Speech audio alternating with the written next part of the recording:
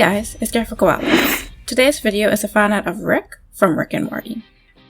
Rick and Morty is currently one of the most popular adult cartoons, and of the adult comedy cartoons, I would say it's the more tasteful.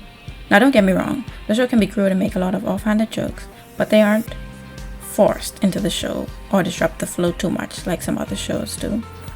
The story centers around evil scientists, or more accurately, morally bankrupt scientists, Rick Sanchez and his family. This includes Beth, his daughter, who is now trying to reconnect with her father, Summer, his teen granddaughter, who is fine hanging out with her granddad but has other things going on, his stepson Jerry, who feels like Rick is turning the entire family against him, and his grandson Morty, with whom he goes on most of his adventures.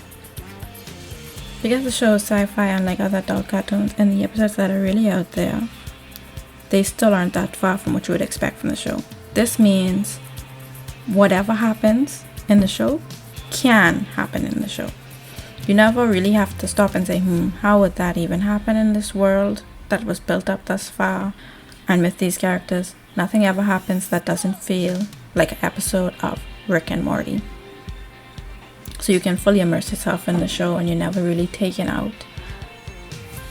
Every episode of Rick and Morty feels like it can be an episode of Rick and Morty, even when a previous episode doesn't lead directly into the new episode. The show doesn't only rely on jokes and wacky shenanigans. Throughout the 4 seasons, we learn more about the characters, you gain the perspectives on each character, and each character grows. Morty, the wide-eyed grandchild, is now constantly putting his foot down, standing up for himself. Summer, who cared more about her looks at the beginning, now has multiple things going on.